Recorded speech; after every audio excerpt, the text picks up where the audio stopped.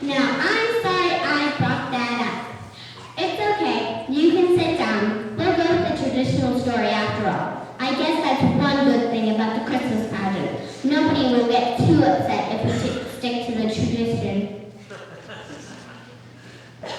That's right. Even though we all know the ending, no one ever gets tired of hearing the Christmas story. And so here now is the Christmas story you came to hear. A story about kindness, bravery, trust, and love. The story of the birth of Jesus.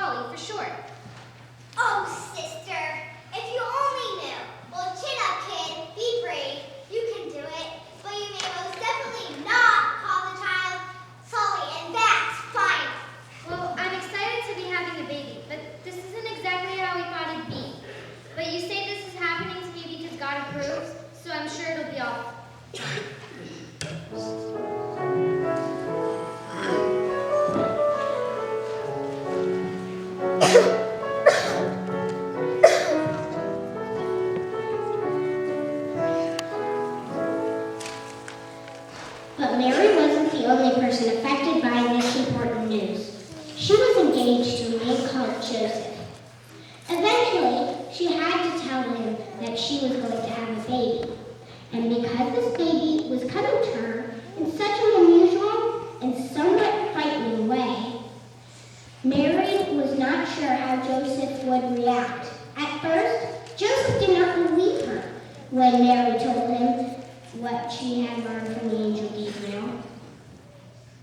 And so Mary was trying to think of some way to break off her engagement because she had met some other man in town who was even richer and told by the angels. I don't think she could lie if her life depended on it. I realized she was telling the truth. And that's when Joseph got a little scared. This was not the normal way things were done, and Joseph was afraid that he wouldn't be able to protect and care for Mary and this important baby. But Joseph thought and prayed about this for a long time, and after a while, Joseph realized that the most important thing was that he loved Mary and that he was sure he would love the baby too. Plus, I realized Mary didn't get out and I was the only single way she knew around her.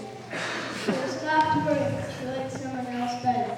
Joseph had faith and said yes to the task that God had given him.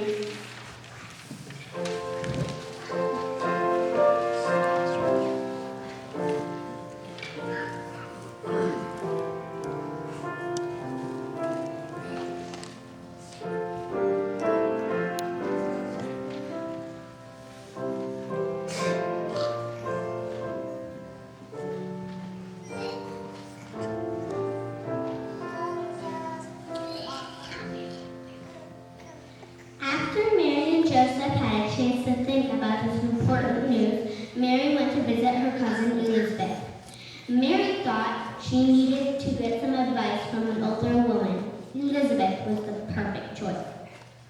I'll never forget the day Mary came to tell me she was pregnant with Jesus. I was already pretty old at that point, old enough to be Mary's grandmother. And I was pregnant myself.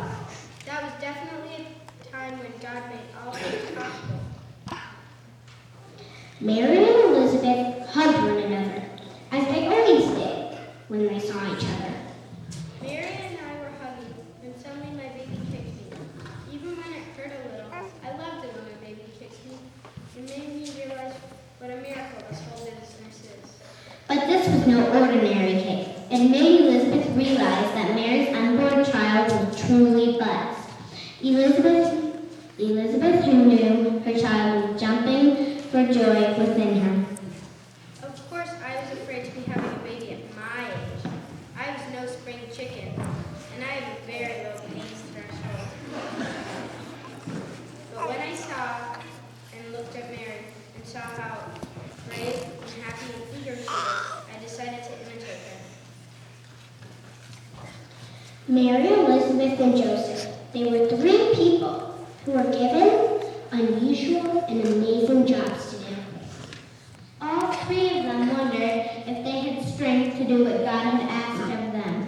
All three of them decided that if they trusted in God, they could do what needed to be done. Full of hope, faith, and with a touch of fear, they all said yes and helped bring Jesus into the world.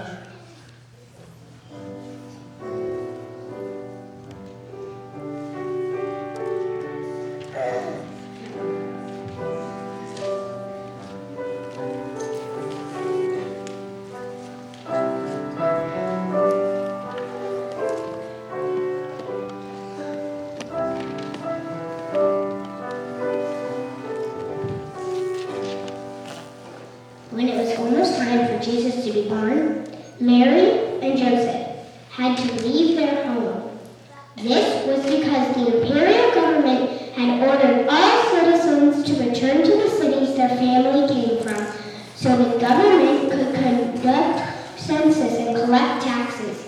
So Joseph took his young pregnant wife to register in Bethlehem because his family had originally lived in Bethlehem.